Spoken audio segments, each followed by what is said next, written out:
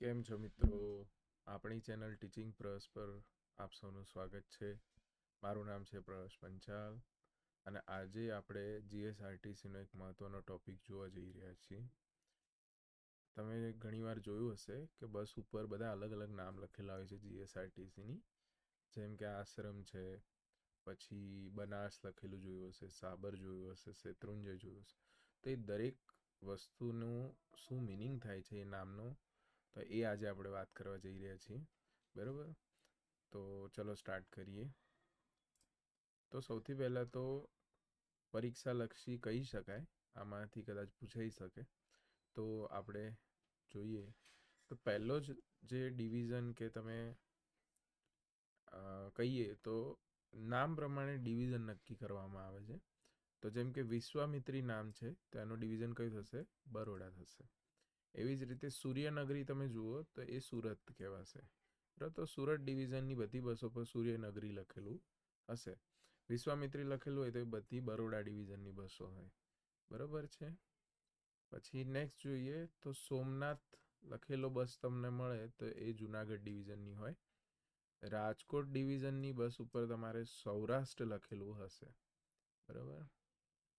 પછી મોઢેરા લખેલું હોય તો એ કઈ કહેવાશે? મહેસાણા રિજિયનની, મહેસાણા આપણી ડિવિઝનની બસ કહેવાશે. અમૂલ લખેલું હોય તો કઈ કહેવાશે? નડિયાદ કહેવાશે. પછી જોઈએ બનાસ લખેલું હોય તો કઈ કહેવાશે? પાલનપુર કહેવાશે. એવી જ રીતે દમણગંગા લખેલું હોય તો કઈ કહેવાશે? વલસાડ કહેવાશે. બરાબર. પછી ગીર લખેલું હોય તો અમરેલી ડિવિઝનની બસ કહેવાશે. દ્વારકા લખેલી બસ જોવા મળે તો એ જામનગર ડિવિઝનની હશે. સાબર લખેલું હશે તો એ હિંમતનગરની બસ હશે. શેત્રુંજય લખેલું હશે તો ક્યાંની હશે? ભાવનગરની હશે.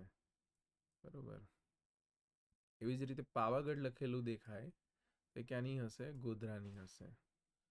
બરાબર. પછી કચ્છ લખેલી બસ હશે તો એ ભુજ ડિવિઝનની હશે. મોટા ભાગે જે લોકોને મેરિટમાં ઓછા માર્ક્સ હોય અથવા તો એવું હોય તો મોસ્ટલી બધાને કચ્છ ભુજમાં મૂકે. બરાબર.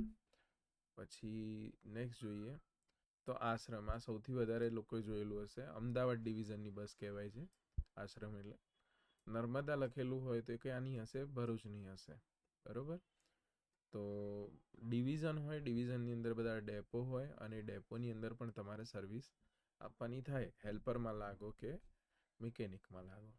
તો આ રીતે તમારે બધા અલગ અલગ રહેશે. બરાબર. જો તમને વિડીયો ગમ્યો હોય તો વિડીયોને જરૂરથી લાઈક કરો. નવા હોય ચેનલ પર તો ચેનલને સબસ્ક્રાઈબ જરૂરથી કરજો.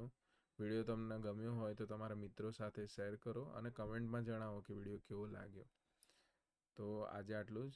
મળીએ બીજા વિડીયોમાં. આવજો.